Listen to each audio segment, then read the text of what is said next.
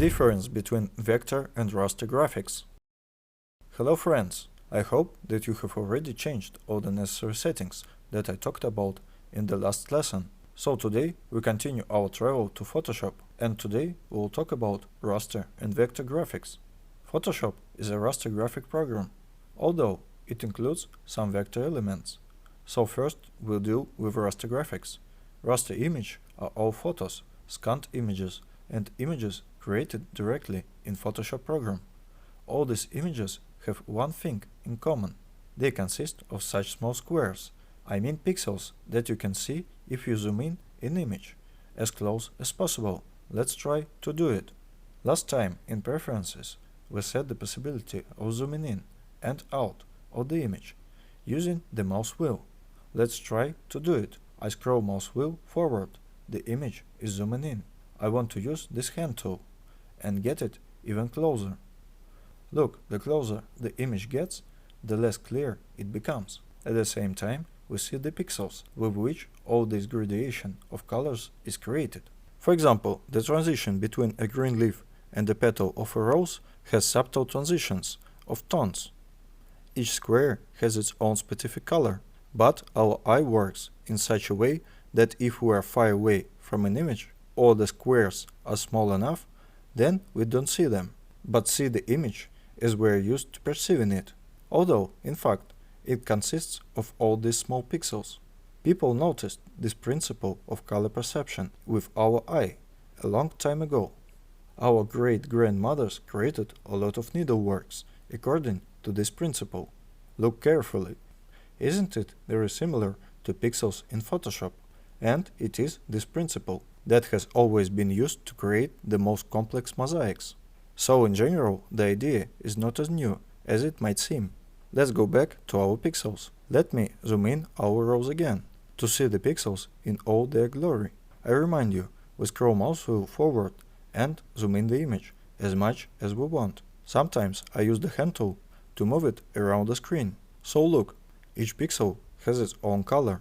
At the same time, all the subtle transition of tone and color of images are created by the fact that each pixel has a slightly different tone from the one being next to it.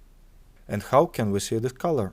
In order to work with the color deeply, we use the pipette tool. Here it is. Now I click on one of the colors, and at the same time it appears here.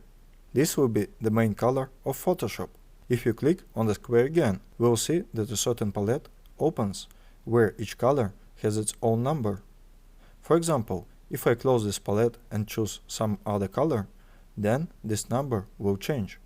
But in order to optimize our work, let's try to do it differently. I just changed some numbers here. So I typed in other numbers and my color changed.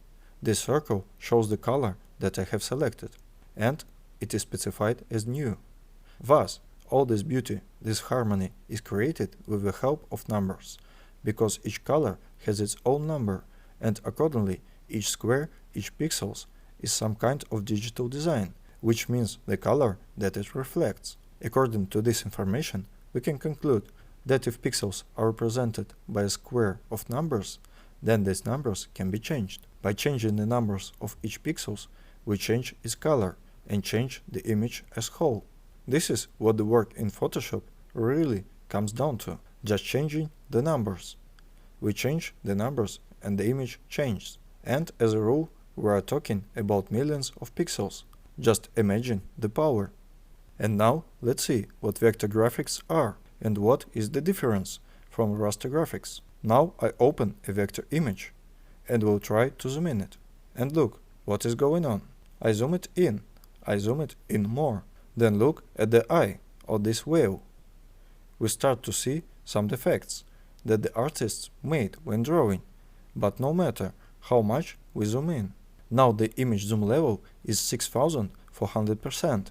This is the maximum percentage. I specifically opened the image in the vector editor because here we can see all the nuances as well as possible. So the main difference between vector images and raster images is that no matter how much we zoom in this image, it doesn't affect its quality in any way.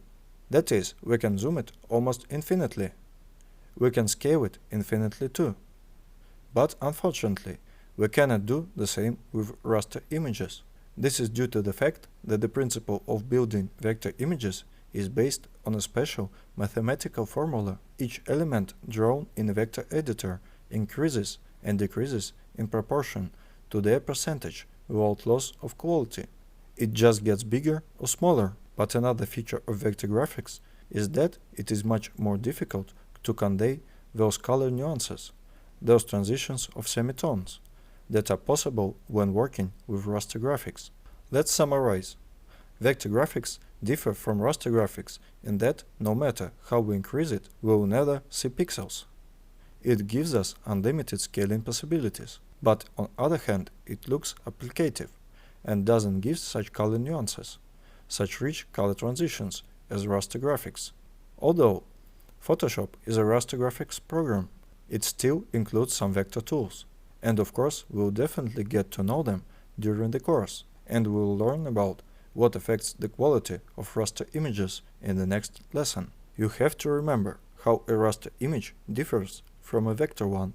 And when you see some images on the web, try to understand wherever they refer to raster or vector. I think it is easy to do this even by indirect signs, because all images, scanned pictures, and collages that include elements of photography are, as a rule, raster graphics. Well, vector graphics often look like an application and always include large areas filled with one color.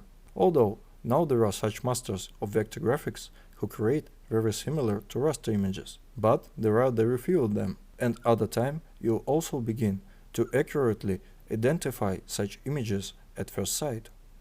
This concludes our little dive into the depths of vector and raster graphics.